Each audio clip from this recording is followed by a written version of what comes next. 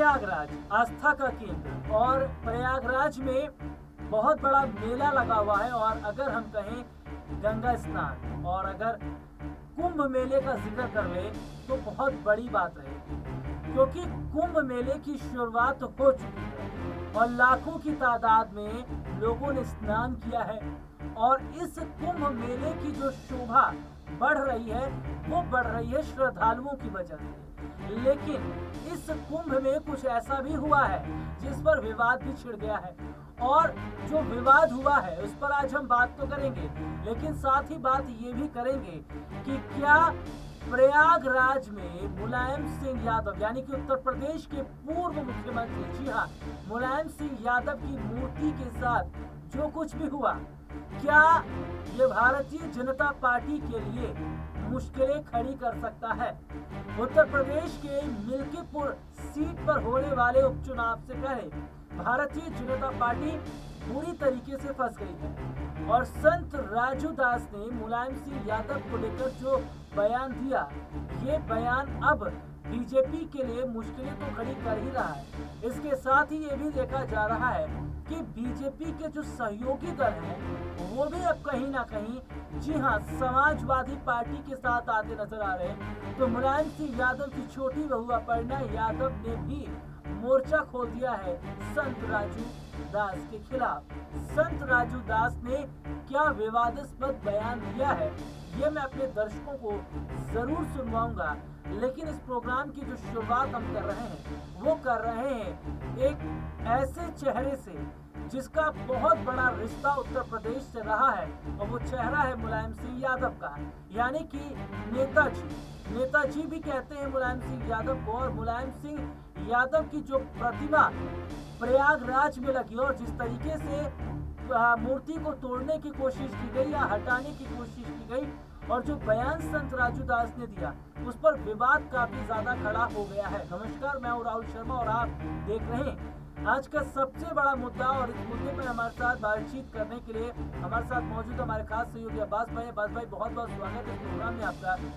और अब्बास भाई, प्रयागराज में कुंभ की चर्चा बहुत हो रही है और देश ही नहीं पूरे विदेश में भी चर्चा हो रही है, लेकिन इन सब के बीच में मुलायम सिंह यादव को लेकर भी चर्चाएं हो रही हैं, क्योंकि नेताजी को लेकर जो बयान संत राजू दास ने दिया, उसके बाद बीजेपी की जो सहयोगी पार्टियां हैं, उनके जो नेता हैं, चाहे मैं ओम प्रकाश राजभर का जिक्र कर लूं, चाहे अनुप्रिया पटेल का जिक्र कर लूं, वो संत राजू दास के बयान से सहमत नहीं है और सीधे तौर पर अब वो समाजवादी पार्टी के साथ हाँ से हाँ करते नजर आ रहे हैं। यानी कि समाजवादी पार्टी ने ये कहा है कि संत राजू दास को माफी मांगना चाहिए और संत राजू दास ने जो कहा वो गलत है। और यही विपक्ष, यही बीजेपी की सहयोगी पार्टियां भी ये कह रही है कि जो समाजवादी पार्टी कह रही है वो ठीक है। लेकिन ऐसे में मुलायम सिंह यादव की जो छोटी बहू है अपर्णा यादव, उन्होंने योगी आदित्यनाथ के खिलाफ मोर्चा ही खोल दिया। वो ये कह रही है कि वो चाहती है कि योगी आदित्यनाथ इस मामले पर बड़ा कदम उठाएं और संत राजू दास को माफी मांगने के लिए कहें, और अगर उनके ससुर का जो अपमान हुआ है उस पर माफी नहीं मांगते संत राजू दास, तो भारतीय जनता पार्टी का साथ अपर्णा यादव छोड़ देंगी। और ऐसे में बीजेपी के जो सहयोगी दल है वो भी कहीं ना कहीं नाराज होते नजर आ रहे हैं। तो कैसे देख रहे हैं मिल्कीपुर उपचुनाव से पहले संत राजू दास का बयान भारतीय जनता पार्टी के लिए चुनाव में मुश्किलों को खड़ा करना? देखिए, अगर संत राजू दास के बयान की बात करें तो जिस तरह से उन्होंने मुलायम सिंह यादव का अपमान किया, उनकी जो मूर्ति वहाँ पर लगाई गई थी प्रयागराज के अंदर कुंभ मेले के अंदर, उसको तोड़ा फोड़ा गया और उसके बाद में संत राजू दास ने इस तरह का जो बयान दिया, तो स्वाभाविक रूप से ये देखा जा रहा है कि जो भी मुलायम सिंह यादव के प्रति अपनी इच्छा रखते हैं, यानी कि उनसे अच्छा तालमेल रखते थे, तो उनको इस बात से जो है काफी ज्यादा अपमानित महसूस कर रहे हैं कि इस तरह का बयान एक राजनेता के खिलाफ, और वो भी जो स्वर्गीय है, यानी कि अब इस दुनिया में नहीं रहा है। तो हमें क्या, हमारे समाज की एक बात होती है कि जो यहाँ से चला जाता है उसकी हम ऑटोमेटिकली और ज्यादा इज्जत करने लगते हैं, चाहे भले ही उसने कोई काम किया हो या नहीं किया हो, हम उसको स्वर्गीय कहकर बुलाया जाता है। तो ऐसे में, और मुलायम सिंह यादव के चाहने वालों की उत्तर प्रदेश के अंदर कमी नहीं है, क्योंकि कई बार जो है उत्तर प्रदेश के मुख्यमंत्री रहे हैं, समाजवादी पार्टी के मुखिया हैं, संस्थापक हैं, और किस तरह से उन्होंने उत्तर प्रदेश के लोगों के लिए काम किया है, वो आज भी जाना जाता है। तो ऐसे में जो उनकी प्रतिमा लगाई गई थी, तो प्रतिमा को तोड़ना और संजय राजू दास ने जो बयान दिया है उससे तमाम तरह के नए नए सवाल जो है वो खड़े होते हुए दिखाई दे रहे हैं। देखिए, सबसे पहला सवाल तो यह है कि संत होने के बाद में आप कोई राजनीतिक व्यक्ति नहीं है, तो फिर आपको इस तरह के बयान देने की जरूरत क्या थी? कहीं किसके इशारे पर आपने ये बयान दिया? क्या बीजेपी के इशारे पर आपने ये बयान दिया या किसके इशारे पर बयान दिया? और दूसरी बात यह है, जो सहयोगी दल हैं और जो बीजेपी पर सवाल उठा रहे हैं, वो सवाल इसीलिए उठा रहे हैं क्योंकि राजनीति में देखिए वार पलटवार चलता है, लेकिन जो इस दुनिया से जा चुका है उस पर इस तरह की टिप्पणी नहीं करनी चाहिए, बिल्कुल भी। और अगर आप इस तरह की टिप्पणी करते हैं तो फिर इसका खामियाजा जो है वो आपको चुनावों में भुगतना पड़ सकता है। और मैं जरा अपने दर्शकों को सुनवा दूं कि संत राजू दास ने आखिरकार कहा क्या है जिस पर इतना विवाद छिड़ गया है। रिपोर्ट। प्रयागराज महाकुंभ में मुलायम सिंह यादव की स्मृति सेवा संस्थान की तरफ से अपने टेंट में सपा संस्थापक और प्रदेश के पूर्व मुख्यमंत्री मुलायम सिंह यादव की मूर्ति लगवाई गई। मुलायम सिंह की ये मूर्ति आकर्षण का केंद्र बन गई। सपा कार्यकर्ता और समर्थक महाकुंभ में स्नान करके मुलायम सिंह यादव की मूर्ति को भी देखने के लिए इस टेंट में आ रहे हैं। इसी को लेकर सपा मुखिया अखिलेश यादव ने भी सोशल मीडिया पर पोस्ट किया था। अखिलेश ने फेसबुक पर अपने स्वर्गीय पिता मुलायम सिंह यादव की तस्वीर लगाकर लिखा था कि अगर आप कुंभ मेले में जा रहे हैं तो इस देश के पीढ़िए के भगवान के दर्शन जरूर करें। अब इस पोस्ट को शेयर करके महंत राजू दास ने लिखा, अगर आप कुंभ मेले में जा रहे हैं तो इस कठमूल्य को ऊपर लघु शंका करके जाएं। इस विवादित पोस्ट के बाद समाजवादी पार्टी के महानगर अध्यक्ष श्याम कृष्ण श्रीवास्तव ने सीओ सिटी को एक तहरीर दी जिसमें महंत राजू दास के खिलाफ मुकदमा दर्ज करने की बात कही गई। सपा कार्यकर्ताओं ने आंदोलन करने की भी चेतावनी दी। एक तरफ मिल्कीपुर का चुनाव प्रचार शबाब पर है तो दूसरी तरफ महंत राजू दास ने फेसबुक पर विवादित पोस्ट करके समाजवादियों को नया मुद्दा दिया। ऐसे में अपने दर्शकों को बता दें कि अपर्णा यादव भी सीधे सीधे तौर पर नाराज होती नजर आई और सीधे सीधे तौर पर अपर्णा यादव ने ये कहा कि संत राजू दास को माफ़ी मांगनी चाहिए और अगर राजू दास माफ़ी नहीं मांगते हैं तो वो इसे बर्दाश्त नहीं करेंगे। हालांकि ये देखा जा रहा है कि ओम प्रकाश राजभर ने भी संत राजू दास पर निशाना साधा, लेकिन अब देखना होगा कि क्या वाकई संत राजू दास माफ़ी मांगते। मिल्कीपुर उपचुनाव से पहले संत राजू दास का मुलायम सिंह यादव को लेकर दिया गया बयान क्या बीजेपी के लिए घातक साबित होगा, ये चुनाव में देखने वाली बात रहेगी। ये रिपोर्ट आपने देखी जिसमें विस्तार से हमने अपने दर्शकों को दिखाया। अब ऐसे में अब्बास भाई हमारे साथ जुड़े हुए। अब्बास भाई, जिस तरीके से एक संत होने के नाते शिष्टाचार की अगर मैं बात करूं, आपका एक पद है और आप काफी ज्यादा अनुभव वाले एक संत है और अच्छी खासी पढ़ाई आपने की है। आपने लॉ भी किया हुआ है, आपने पॉलिटिकल साइंस से ग्रेजुएशन किया हुआ है, काफी पढ़े लिखे आप माने जाते हैं। उसके बावजूद संत राजू दास ने इस तरीके की बातें अगर बोली हैं तो क्या संत होने के लिहाज से उन्हें बोलना चाहिए था? ये मेरा पहला सवाल। और दूसरा सवाल ये रहेगा कि ये खबर भी अब निकल कर सामने आ रही है कि क्या योगी आदित्यनाथ से जो गुहार अपर्णा यादव लगा रही हैं तो उनके ससुर का जो अपमान हुआ है, ये अपमान उन्हें कतई बर्दाश्त नहीं है और वो चाहती है कि योगी आदित्यनाथ इस मामले में बड़ा कदम उठाएं और संत राजू दास ने जो गलती की है उस पर माफी मांगे।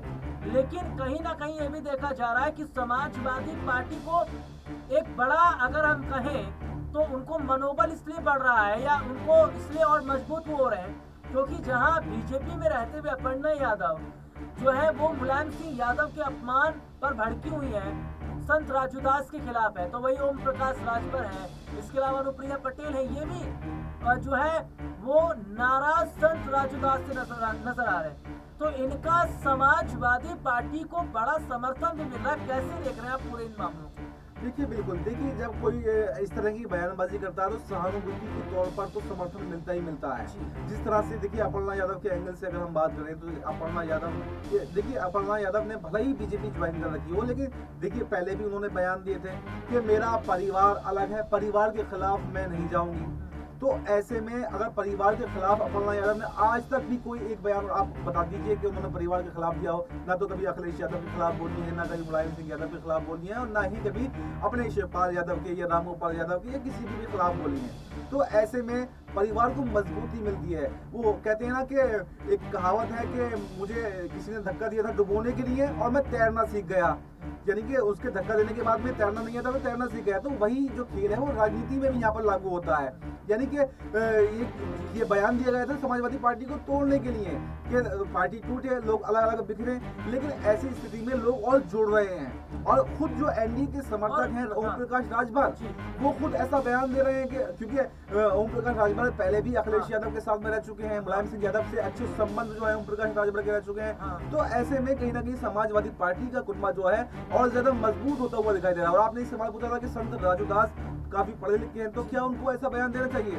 तो मैं कहना चाहूंगा कि संत होने के नाते कोई भी पॉलिटिकल बयान देना ही नहीं चाहिए।